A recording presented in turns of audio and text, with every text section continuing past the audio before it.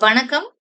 தமிழரும் தொழில்நுட்பமும் அப்படிங்கிற பேப்பர்ல ஃபர்ஸ்ட் யூனிட்டான நெசவு மற்றும் பானை தொழில்நுட்பத்துல லாஸ்ட் கிளாஸ்ல நம்ம களிமண்ணுடைய வகைகள் பார்த்தோம். அது செய்யக்கூடிய முறைகளை பத்தி பார்த்தோம்.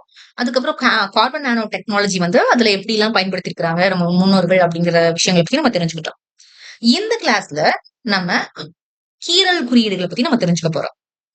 கீறல் குறியீடுகள்னா ஃபர்ஸ்ட் என்ன அப்படின்னா, நம்மளுடைய முன்னோர்கள் வந்து வேட்டையாடுறதுக்கு ஃபர்ஸ்ட் ஸ்டார்டிங் ஸ்டேஜ்ல இனிஷியல் பீரியட்ல கற்கருவிகளை தான் வந்துட்டு பயன்படுத்திட்டு வந்தாங்க. பின்னாடி அவங்க கூட்டமா தங்கி வாழ்றாங்க.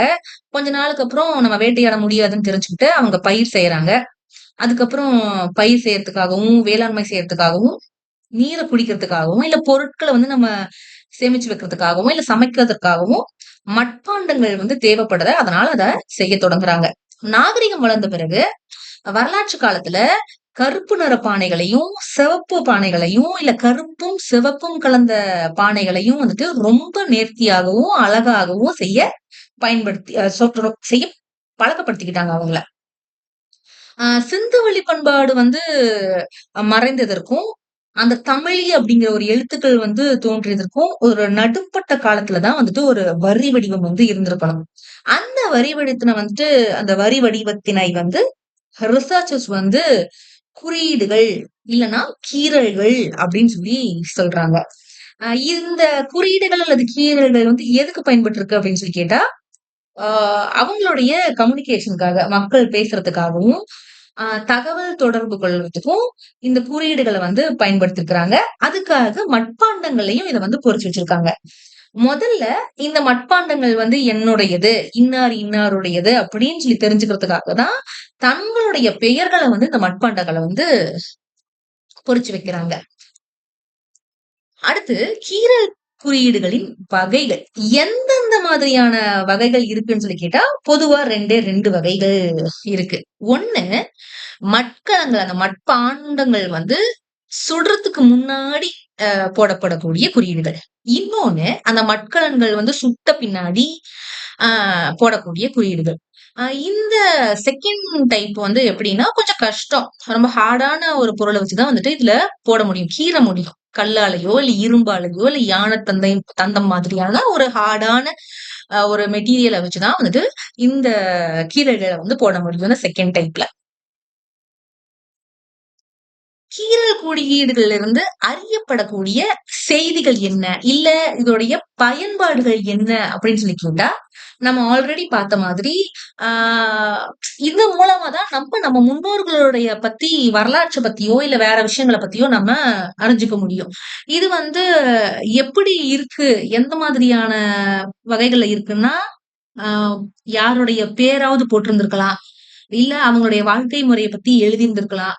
இல்ல இது ஒரு டிராயிங் மாதிரி இருக்கலாம். இந்த ஓவியங்கள் வந்து பெரும்பாலும் மரங்கள் மாதிரியோ, இல்ல விலங்குகள் மாதிரியோ, இல்ல சூரியன், நிலா மாதிரியான உருவங்கள் கொண்டோ இருக்கலாம். சில பானை ஓடுகள்ல ஏணி வடிவம் குறிப்பிடப்பட்டிருக்கு. நட்சத்திர வடிவம் குறிப்பிடப்பட்டிருக்கு. அதுக்கப்புறம் முக்கோண வடிவம் குறிப்பிடப்பட்டிருக்கு. இந்த மாதிரி ஒரு 15 வகையான சிம்பிள்ஸ வந்து நம்ம பார்க்க முடியுது. இந்த ஸ்வஸ்திக் அப்படின்னு சொல்லக்கூடிய ஒரு சிம்பிளையும் பொறிக்கப்பட்ட ஓடுகள் வந்துட்டு வண்டலூர்ல நமக்கு கிடைச்சிருந்திருக்கு. அதுக்கப்புறம் நெறைய கலர்ஸ் பூசப்பட்ட இந்த ஸ்வஸ்திக் குறியீடு வந்துட்டு பானை ஓடுகள்ல வந்து பொறிக்கப்பட்டிருக்கு. நமக்கு அந்த மாதிரியான பானை ஓடுகளும் வந்து நமக்கு கிடைக்கப்பட்டிருக்கு. ஓகே. இப்ப நம்ம இந்த கீறல் குறியீடுகள் மூலமா நமக்கு என்ன பயன்னு சொல்லி பார்த்தோம்னா, நமக்கு யாருடைய பானை, இல்ல நம்ம முன்னோர்கள பத்தின செய்திகள நமக்கு தெரிஞ்சுக்கிறதுக்கு நமக்கு பயன்படுது. ஏன்னா பாண்டங்கள்ல காணப்படுற கீறல்கள் இருந்துட்டு, சங்க காலத்துல வணிகம் எப்படி இருந்துச்சு? வணிகர்கள் எப்படி இருந்தாங்க? அவங்க எந்த வகையான தொழில செஞ்சாங்க? நம்ம ஊருக்கு வந்து போன பயணியர்கள் யார் யாரு? இந்த மாதிரி நெறைய வணிக பரிமாற்றங்கள் வந்து நடந்திருக்கும். சோ இத பத்தின செய்திகள நம்ம தெரிஞ்சுக்கிறதுக்கு இது ரொம்ப பயனுள்ள வகையில இருக்கு. அடுத்து நம்ம பெருங்கற்கால மற்றும் இரும்பு கால மக்களுடைய எண்ணத்த பிரதிபலிக்கக்கூடிய வகையில இந்த எழுத்துக்கள் வந்து இருக்குன்னு தான் சொல்லணும். அடுத்து கருத்து பரிமாற்றத்திற்கு சங்க காலத்துல இந்த குறியீடுகள் வந்து பயன்படுத்தப்பட்டிருக்கு. For communication.